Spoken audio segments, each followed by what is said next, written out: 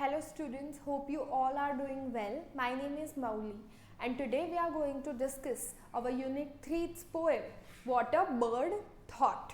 Okay, let's quickly move into the poem. But before moving towards the poem, there are some exercise. Okay, let's discuss that. First, you have to look at the picture and discuss with your classmates that what can you see in the picture. So first one is of course tree.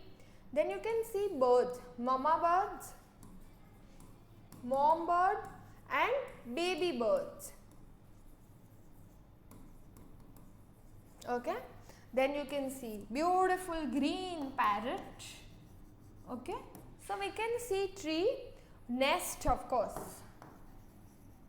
जिसमें baby birds है. Yes. So we can see these things. Yeah. Next, how do you think of a time when you work hard? कब आपने बहुत मेहनत की थी? So when my exams were there, in my exams, how did it help you? इसने आपको क्या hard work किया आपने, वो आपको क्या मदद रूप हुआ? तो I got good marks. मेहनत करोगे तो उसका फल तो मिलेगा ही. Okay, how did it make you feel? अच्छे मार्क आते हैं तो खुशी होती है ना, to feel delighted. Yeah. Okay. So where are the places you see birds? What do you see the birds doing? कौन सी ऐसी जगह है जहाँ पे आपने birds को देखा है?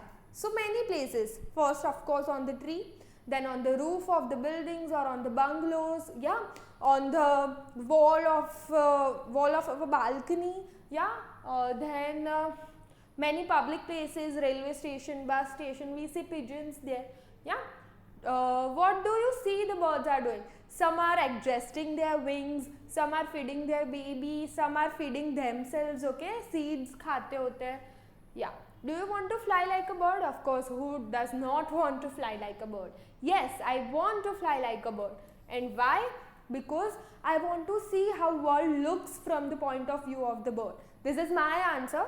You can write that I want to be in a free environment like bird. That is why. Okay. What does a baby bird think about its world? Baby bird है, वो क्या सोचता होगा ये पूरे वर्ल्ड के बारे में? So first of all, the answer is only which we are going to discuss in the poem. So first his house is little egg, then वो nest, फिर वो tree, and then when he start to fly, when he learn how to fly, then he sees that how beautiful the world is.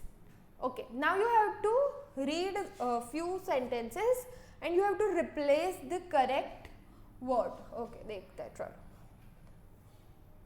First one is the color of the feather was not dark but pale. Okay, pale का मतलब generally हमें yellowish पता है, पर ऐसा नहीं होता, light color भी होता है. So answer is light. The butterfly moved lightly and quickly. Lightly and quickly मतलब कि fluttering. Okay. Finally I finished my bird painting after trying many. Finally, at last. Okay. The pretty flowers were the prize of the gardener's hard work, labor. Okay. बहुत मेहनत की उसने, तब उसको pretty flowers मिले. Okay. Now, poem. What our poem is saying? पहले तो हम देख सकते हैं beautiful क्या है? Bird है, nest है, बच्चे है birds के. Okay. First I am reading few lines and then I am explaining. I lived first in a little house and lived there very well. I thought the world was small and round and made up of pale blue shell. क्या लगता है कि ये क्या बोल रहा है? बच्चा है जो बेबी बर्ड है, वो क्या बोल रहा है? मैं पहले एक छोटे से घर में रहता था. Lived there very well, अच्छे से comfortably रहता था. I thought the world was small and round. मुझे ऐसा लगता था कि जो ये दुनिया है वो छोटी है और round है. Okay, now from this line you can guess the answer. And made up of pale blue shell. Pale मतलब कि light color का, और shell मतलब कि we can say layer. Okay, here blue shell मतलब कि layer. Okay, so क्या होता है आंसर? एग, पहले बच्चा होता है वो एग में होता है, तब उसको ऐसा लगा कि मेरी जो दुनिया है वो यही है. Okay, next, I lived in a little nest nor needed any other. I thought the world was made up of straw and nestled by my mother.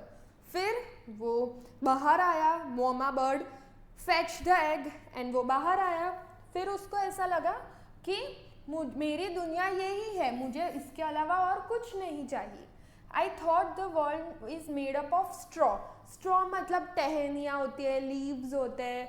Okay, typically straw means the thin wooden branches. Okay, मुझे ऐसा लगा कि ये पूरी दुनिया इससे ही बनी हुई है.